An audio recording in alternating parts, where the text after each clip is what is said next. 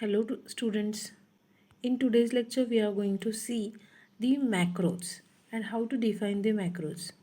Then in assembly language program, small sequence of the codes of the same pattern are repeated frequently at the different places which performs the same operation on the different places on the different data of the same data type.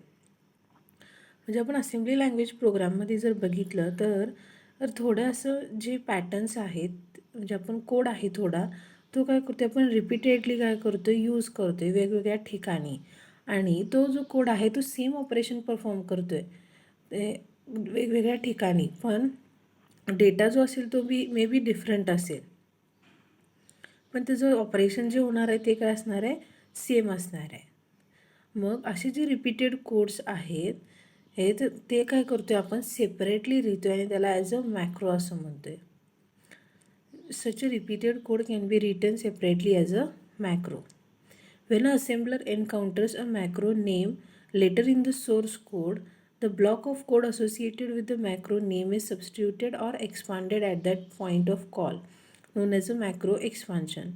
म्हणजे ज्या वेळेला आपला असेंब्लर त्या मॅक्रोला call करतोय त्यावेळेला तो जो काही मॅक्रो असणार आहे तो एक्सपांड होतोय त्या ठिकाणी ज्यावेळेला त्याला आपण कॉल करतोय त्यावेळी त्याला आपण काय म्हणतोय ॲज अ मॅक्रो एक्सपान्शन असं म्हणतोय.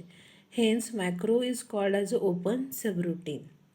Macro should be used when its body has a few program statements.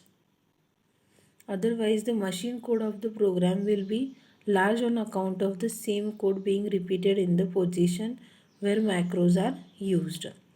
The process of defining macros and using them to simplify the programming process is known as a macros programming.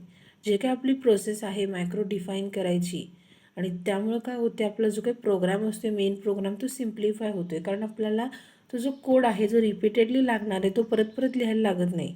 आपण काय करतो एक वेगळं macro म्हणून त्याला declare करतो आणि ते डिफाईन करतो आहे आणि ते जिथं जिथं रिक्वायर्ड आहे तिथं फक्त त्याला काय करतो आपण कॉल करतो आहे त्या मॅक्रोला आणि त्यामुळं काय होते आपलं जे काही प्रोग्रामिंग आहे ते इझी होतं आहे. देन ॲडव्हान्टेजेस काय काय आहेत बघा. Simplify and reduce the amount of the repetitive code. म्हणजे जो काय आपण रिपिटेटिव्ह कोड होता आपला तो परत लिहायचा तो आपला टाईम रिड्यूस झाला आणि आपला कोड पण काय झाला सिम्प्लिफाय झाला. Reduces error caused by repetitive coding. जे काही रिपिटेटिव्ह कोडिंगमुळे एरर्स जनरेट होणार होते ते रिड्यूस झाले. Makes program more readable. मग प्रोग्राम जो आहे तो आपला मोर रीडेबल बनला. Executing time is less as compared to procedure as no extra instructions are required. म्हणजे मॅक्रोमध्ये आपण थोड्यासाच इन्स्ट्रक्शन यूज करतो आहे त्यामुळं एक्झिक्युशन टाईम पण लेस आहे as compared to the procedure. Then defining the macros. Macro कसे डिफाईन करायचे बघा. For macros that you want to include in your program you must first define them. म्हणजे पहिला त्यांना काय करायला पाहिजे तुम्हाला डिफाईन करायला लागले पाहिजे. A macro definition appears before any defined segment. म्हणजे कुठलाही सेगमेंट तुम्ही डिक्लेअर करायच्या आधी डिफाईन करायच्या आधी तुम्हाला पहिला सुरुवातीला मॅक्रो पहिला काय करायला लागते डिफाईन करायला लागतं आहे. The assembler directive macro indicates to the assembler the beginning of the macro. म्हणजे मॅक्रो हा जो डायरेक्टिव्ह आहे हा काय सांगणार आहे तुमच्या असेंब्लरला this is the beginning of the macro आणि जे डायरेक्टिव्ह एंड एम आहे ते तुम्हाला काय सांगणार आहे this is the end of the macro. Then directive macro and end M must enclose the definition, declaration or a small part of a code which have to be submitted while translating them to machine code by assembler. म्हणजे तुमचं जो काही macro आणि end M हे दोन directive आहेत त्याच्यामध्ये तुम्ही काय केलं पाहिजे तुमचं जी काय मॅक्रोची डेफिनेशन डिक्लेरेशन जे आहे ते सगळं एन्क्लोज करायला पाहिजे. जो काही तुमचा कोड असणार आहे तो कोड ते दोन्ही डायरेक्टिव्हच्या मध्ये दॅट इज मॅक्रो आणि एंड एम ह्या दोघांच्या मध्ये तुम्ही काय करायला पाहिजे लिहायला पाहिजे. Since the program contains a definition of the macro the assembler substitutes the body of the definition generating the instructions called as a macro expansion. Then next बघूया directives for macros. That is first directive is macro, then second endian, then third local and fourth include and fifth is the purge. Then first बघूया आपण, that is macro. It indicates the beginning of macro. Macro हे directive आलं तर तुम्हाला काय कळणार, ही काय हे सुरुवात आहे तुमच्या मॅक्रोची, बिगिनिंग आहे. It consist of name of macro followed by keyword macro and macro arguments if any. म्हणजे याचं स्ट्रक्चर कसं असते बघा, हे डिफाईन करताना पहिला काय तुम्हाला जे काय नाव आहे तुमच्या मॅक्रोचं ते द्यायला लागते. त्याच्यानंतर मॅक्रो हा कीवर्ड यूज करायला लागतो आहे. देन त्याचे काय आर्ग्युमेंट्स असतील तर ते आर्ग्युमेंट लिस्ट येणार आहे.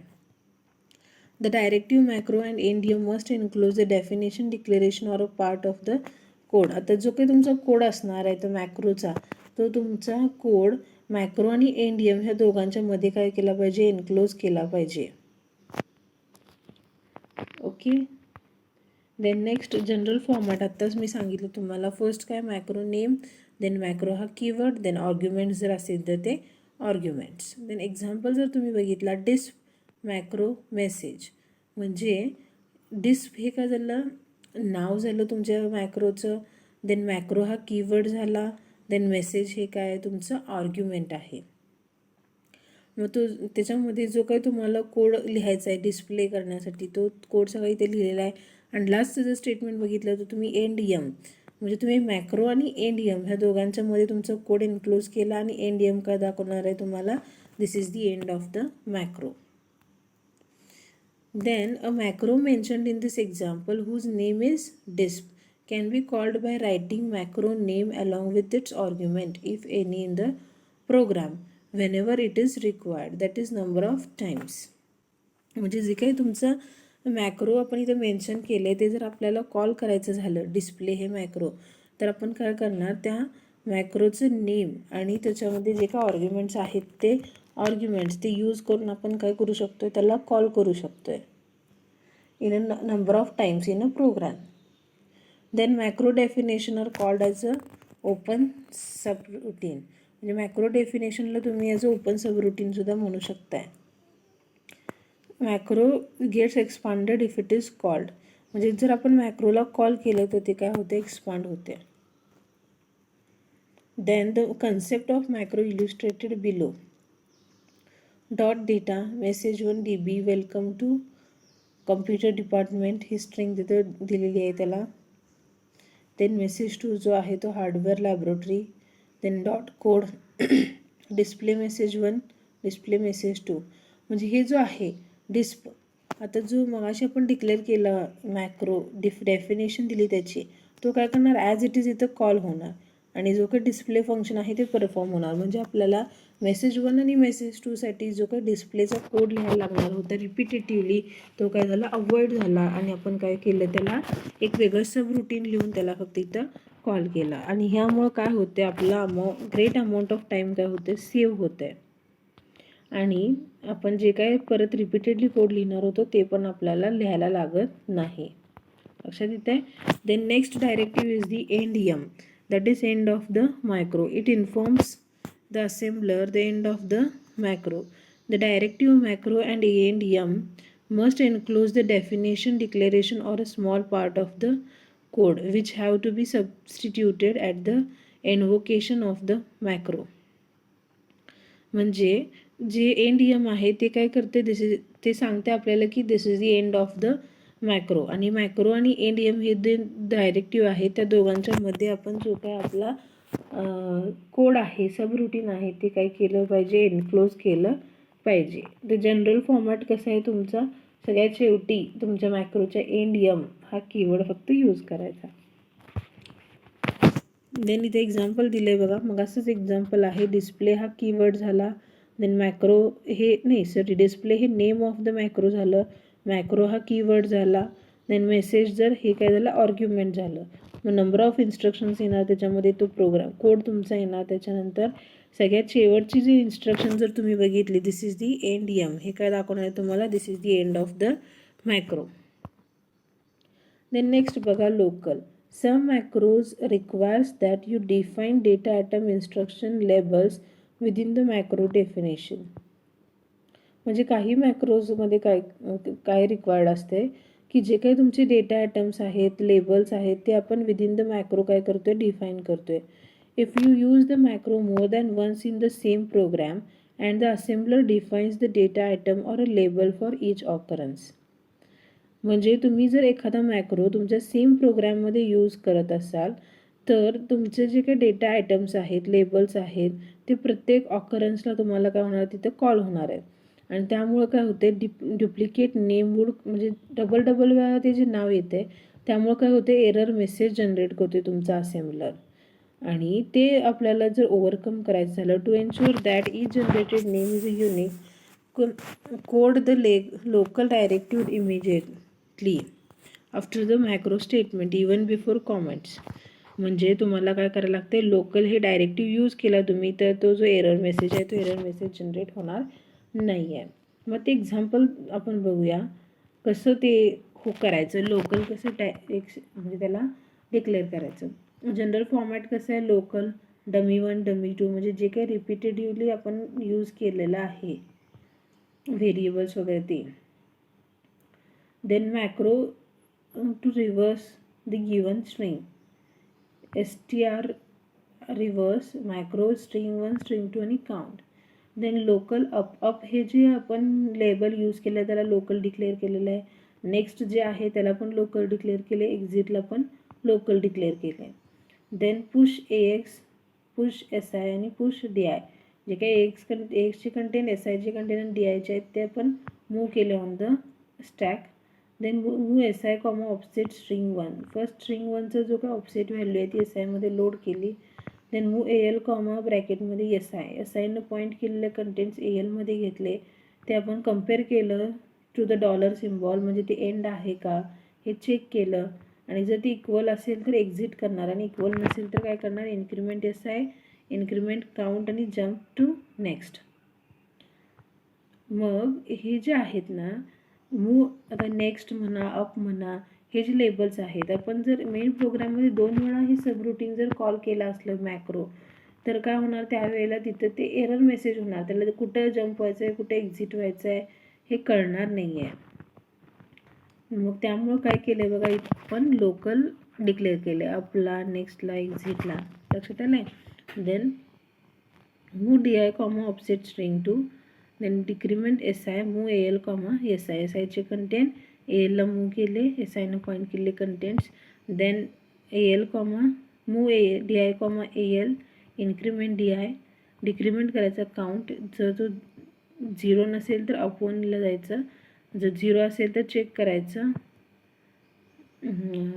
Then move AL comma dollar आणि मूव्ह DI कॉमा AL, म्हणजे जे काही एलचे कंटेंट्स आहेत ते DIनं पॉईंट केलेल्या लोकेशनला मूव्ह करायचे. मग जे काही आपला DI आणि SI आणि AXचे कंटेंट्स होते ते पुश केलेले आपण ह्याच्यावरती स्टॅकवरती, ते रिट्राईव्ह केले जेणेकरून आपण मेन सबरूटीनला परत रिटर्न जाणार आहे. आणि ADM काय करते, this is the end of the macro हे इंडिकेट करते.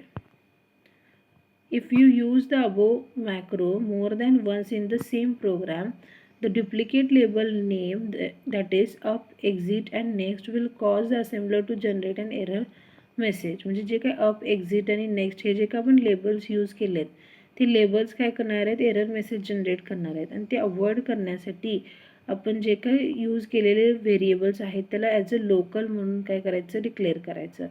That is local up, local next, local exit असं केलं तर ते जे ड्युप्लिकेशन एरर आपल्याला मिळत होता तो एरर आपण काय करू शकतो, ओव्हरकम करू शकतो with the help of local variable. लक्षात आले. आजचे जे डायरेक्टिव्ज होते ते म्हणजे पहिला काय होतं तुमचा मॅक्रो काय इंडिकेट करते, this is the end, this is the beginning of the macro. End काय करणार, this is the end of the macro. त्या दोघांच्या मध्ये मॅक्रोचा कोड एन्क्लोज करायचा. आणि लोकलमध्ये काय, एकाच प्रोग्राममध्ये तुम्ही जर 2-3 वेळा जर तुम्ही एखादं मॅक्रो कॉल करत असाल त्यावेळेला त्याच्यामध्ये जे काही लेबल्स असणार आहेत, जे काही व्हेरिएबल्स असणार आहेत ते काय होणार आहेत, एरर मेसेज जनरेट करणार आहे, ड्युप्लिकेटिंग एरर मेसेज जनरेट करणार आहेत. आणि ते अवॉइड करण्यासाठी आपण काय करायचं, ते जे काय व्हेरिएबल्स आहेत, ते जे काय लेबल्स आहेत त्याला काय करायचं, आपण लोकल म्हणून डिक्लेअर करायचं जेणेकरून तो प्रॉब्लेम ओव्हरकम करता येईल. देन जे काही रिमेनिंग 2 डायरेक्टिव्ज आहेत आणि याच्याशी मॅक्रो आणि प्रोसिजरशी रिलेटेड प्रोग्रॅमिंग जे आहे ते आपण नेक्स्ट लेक्चरमध्ये बघूया.